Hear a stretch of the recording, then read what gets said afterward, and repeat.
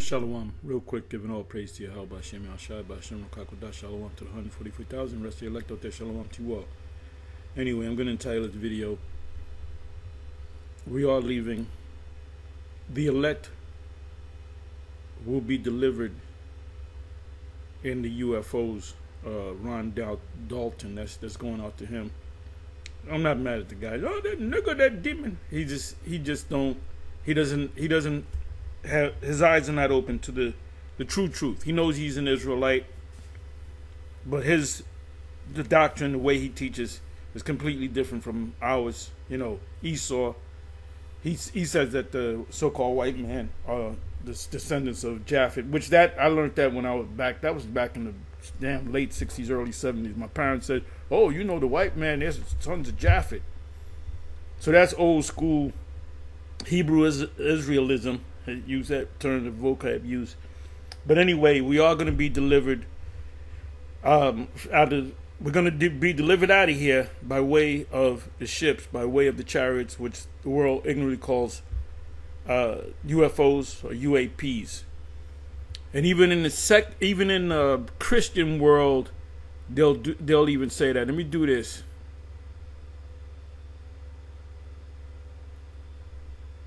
Bear me for a minute.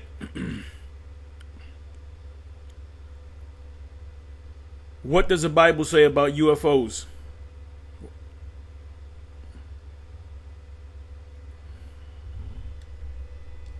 What does the Bible say about UFOs? Okay, this is what I want. And I'm going to show you, you're going to get a list of scriptures that really pretty much, well, not pretty much, exact to our list. And this is a Christian organization. I'm gonna let you see a little bit of the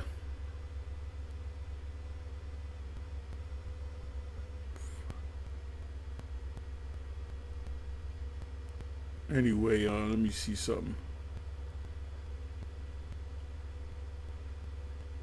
Give me a second, y'all. It didn't even come up. That site didn't even come up. What does the Bible say about UFOs?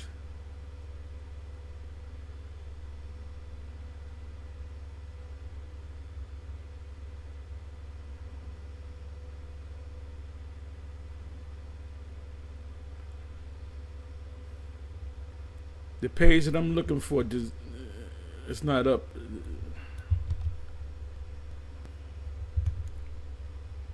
Try it this way. They're going to make this long.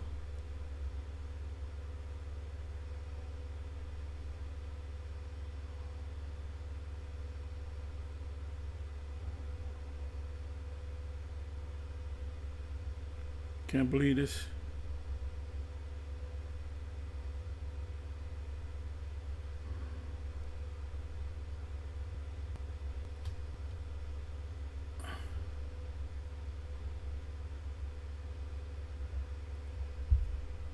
Let me put down scriptures. Scriptures.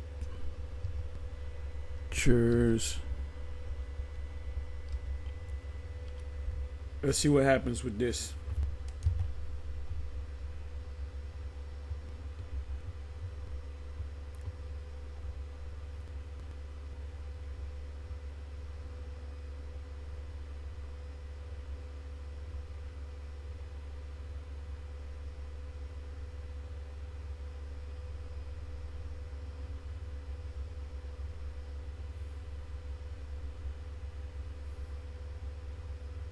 Can't believe it didn't come up. Let me try it this way. Let me put in all. Okay, all. The Bible does not explicitly mention UFOs or aliens, but some interpret certain passages as possibly descriptions of extraterrestrial encounters. Right, Ezekiel 1. And this is under all. The site may come up. Here it came up. See? Came up. Open Bible info. 100 Bible verses about UFOs. Ezekiel 1. What does the Bible say about UFOs?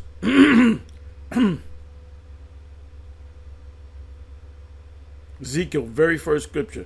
Ezekiel chapter 1. You can read from the first verse to the 28th verse of the whole chapter, if it's not 28 verses long.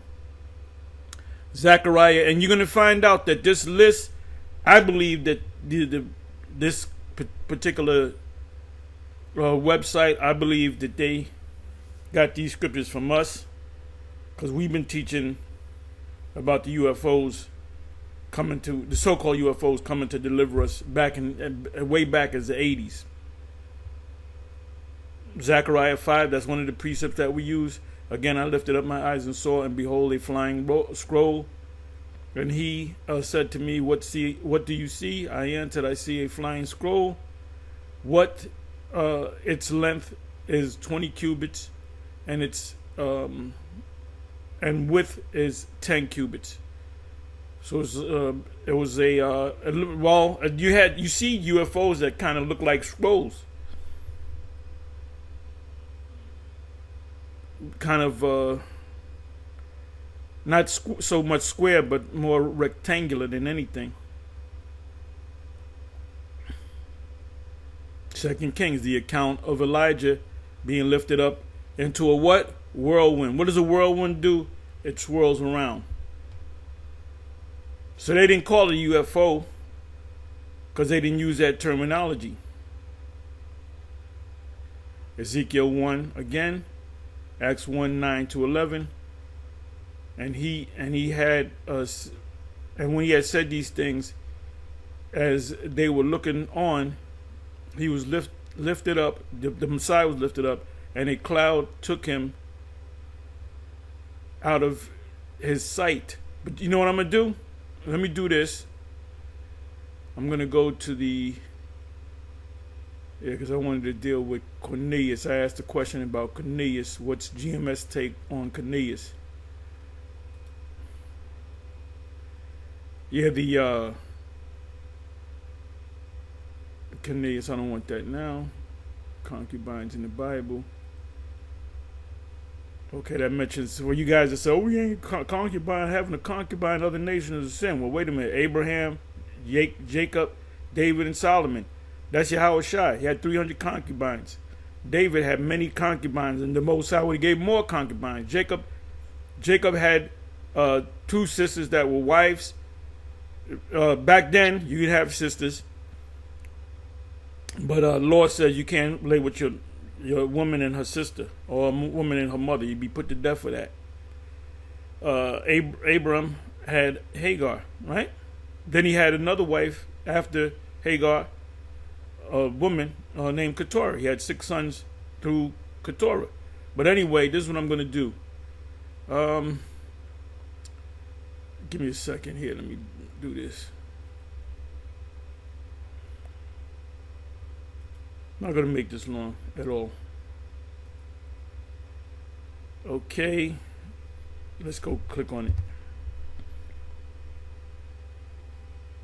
I want to see what the cloud says and watch what the AI is going to say.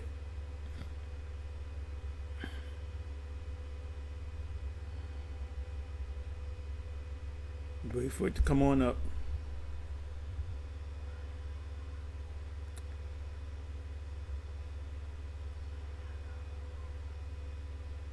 Wait for it.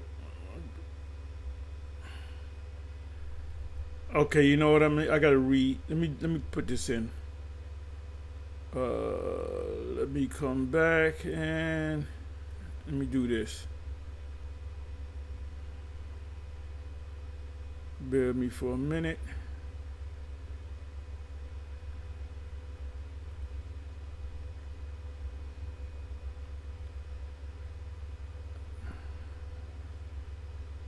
Bear with me for a minute here.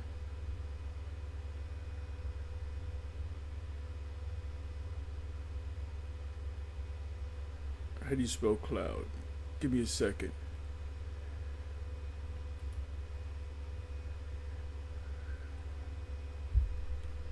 cloud.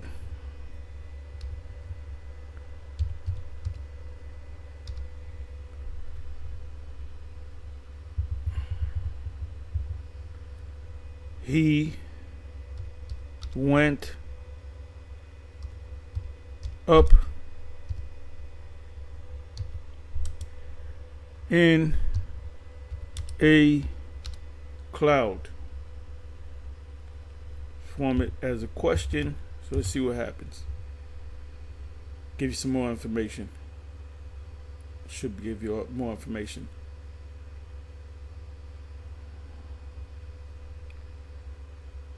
Okay. Yes, Acts 1:19 describes the Most High Ascension days. He was taken up in a cloud. Here's the verse in New International Version. After he had set up a cloud, and a cloud hid him from their sight. Meaning of a cloud. Let's see what it says. I might have to ask it in a different way. The cloud here is often interpreted not just as a natural weather phenomenon, meaning an actual cloud, but as a symbol of the Most High's presence. In the Bible, clouds frequently signify divine glory. For example, the Most High appeared in the cloud in Mount Sinai. The cloud filled the temple. At the Messiah's transfiguration, a bright cloud enveloped them. Actually, it was overhead. It didn't envelop. The cloud likely symbolized divine presence, receiving the Lord as he returns to his Father.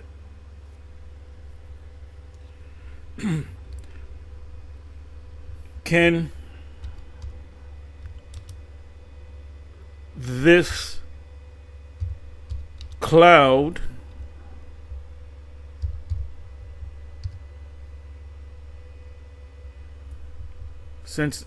can this cloud mean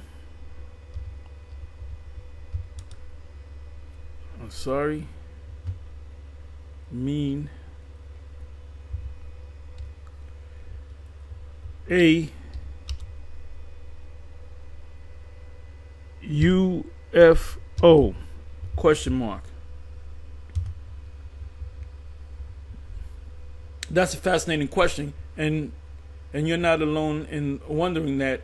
The idea that the cloud in Acts 1:9 might refer to UFOs is part of a broader line of thoughts often explored in ancient astronaut theories, because Esau studies that ancient astronaut theories and some fringe interpretations of biblical texts.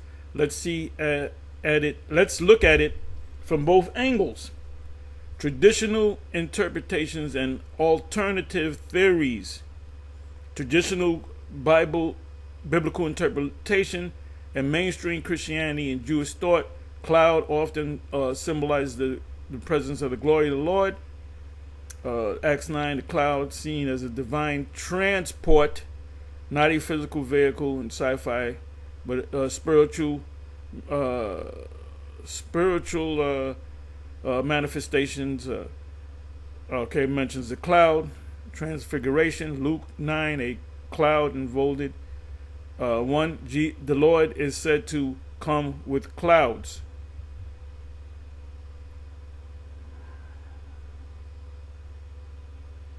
Alternative UFO interpretation.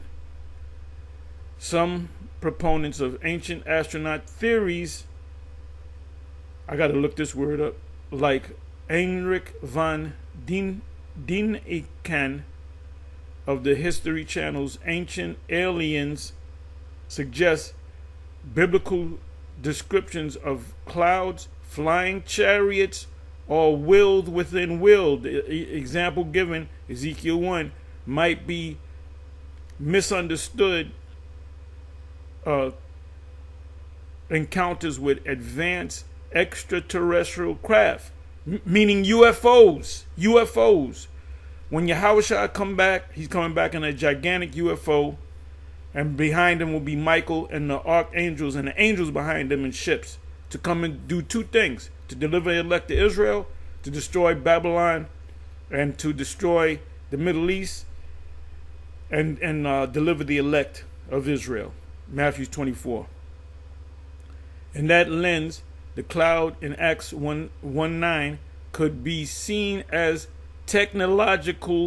a technological vehicle, a UFO, cloaked or described in terms that first century witnesses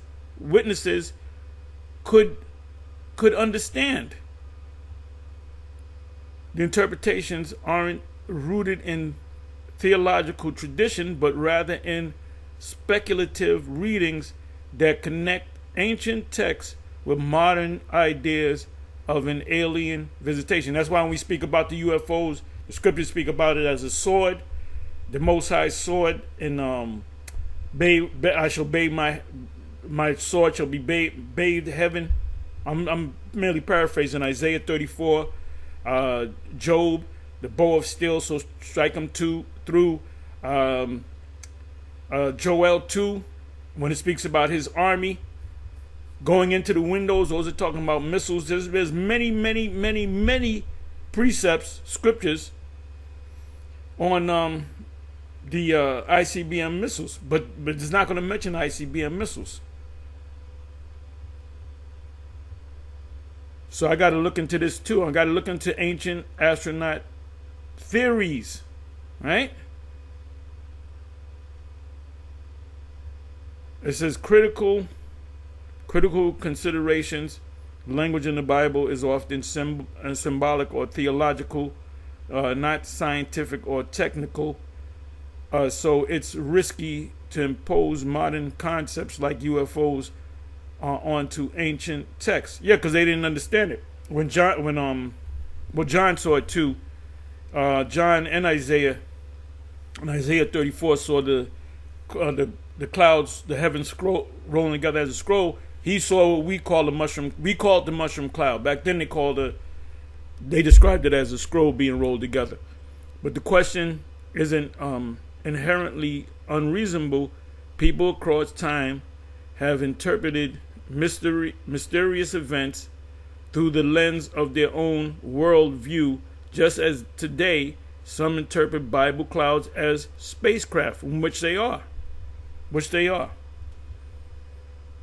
So when he says, "Oh, that's ridiculous," well, he's not spiritual. He's not deep spiritual.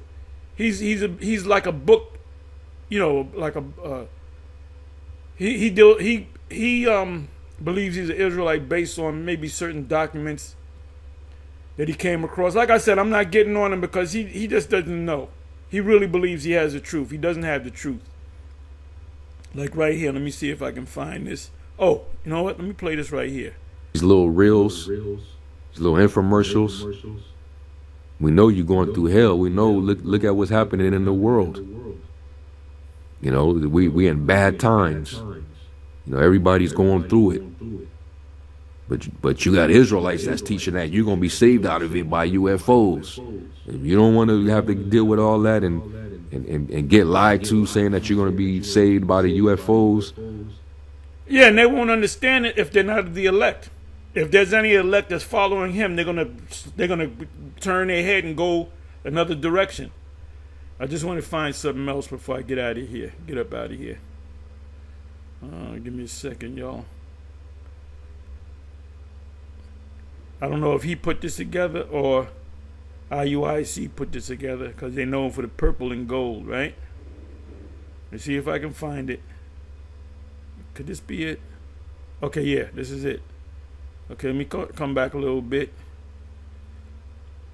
So he's and his thing is about money. He does these videos, these DVDs or whatever, and he puts a money price to it. So if you ain't got no money, you can't get his truth. Okay, let me let this Israelite leaders telling us UFOs are coming to save black people. No, they're coming to save the elect of Israel. You don't have to worry about all this, all the stuff that you're suffering in Babylon. you know, the great travail that the Lord said would happen, you know, and you're looking for like what Polite said, you know, you're looking for the skies to get cracked open, crack them skies, and you're looking for the UFOs to come get you, but they don't come in your time. Come to Ron Dalton. Come see Hebrews to Negroes. Like on some Suge Knight at the Source Awards. You don't have to deal with, you know, this hard, all up in the videos, all up on the records. These harsh realities, you know, that you facing in America, and you expecting the so-called UFOs to come save black people. Come watch Hebrews to Negroes. That's basically what this is. Hebrews to Negroes will confuse you. I mean, I can watch it and get things from it, but a Jake that doesn't know about the whole Hebrew Israelite thing and the various groups, he'll get caught up into it, you know. Like I said, he's got book knowledge. He reads. He got a lot of documents, and you know, he teaches that the land of Canaan is in the southern part of Africa, not where Canaan the scholars say they are. So he's all over the place. Like I said, I don't believe he's necessarily wicked, and you know, he knows that he's teaching lies. I think he believes what he believes. He's being honest about it.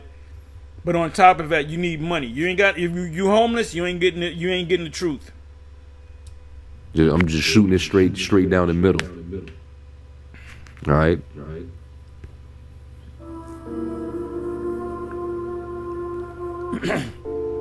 And this is all to exploit you. Okay, this is something that the IUIC put together through AI. This is supposed to be the Lord, and then the Lord gets shot up, but he doesn't die. He just gets shot. And when the Lord come back, he ain't gonna have no bullet holes in him. He ain't gonna have no blood on him. You know, to gaslight you from, you know, listening to the true men of the Lord, the prophets, to come basically go join his channel, his website, where you're gonna have to basically sign up, put your information in there, and you're also gonna have to give up your banking information, because you're gonna have to pay to watch his films. All right. You gotta you gotta purchase, you know, his information. So all it says is just a damn grift. All right. So let me get this in 2 Peter.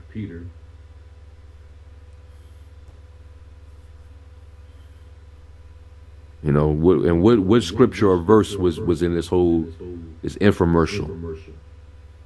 We played a little, you know, the little sad music in the background.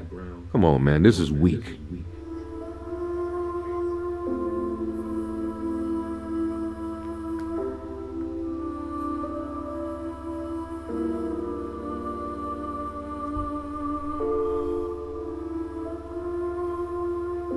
See, this is how you know that it's talking about that this is something that IUIC put together, because they got the purple and the gold. IUIC is nothing but a religious cult. I mean, teach a lot of truth, you know, I give them that, but they don't teach the 100% truth like the MOTB, the mark of the beast. They don't teach that. If there's elect among the IUIC, they're gonna jump ship. Now watch what I tell you. If all of them go with it, they have no problem with it, then none of them are part of the elect. I would be wrong, because I said I believe some of them are of the elect, but if none of them come out of that, man, and they come to their senses, and they say, you know what, not Tahar, but GMS was correct about it all the time. We're trying to get with GMS, man. We've been lied to. We'll see.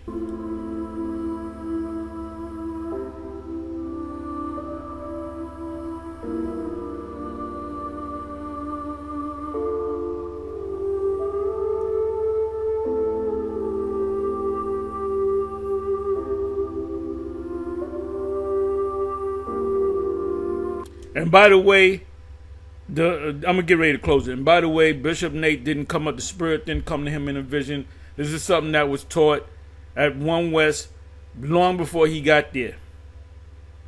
Okay? He came in the 90s, I came in the 80s, mid 80s. 85 to be exact. So he didn't learn about that. He when 1990 when he came in, he was a Padawan. He was a little guy learning. So all this deep he's hitting these precepts. He got that from One West, and he doesn't even give credit. He says a guy who taught him, a guy named Black. I ran into a guy named Black, and he taught me. So anyway, you can say that's not true. I never said. You said, yeah, you gave him to this to a guy named Black. Your invisible friend. Anyway, with that, I'm gonna say shalom, and it's on to the next one. Shalom.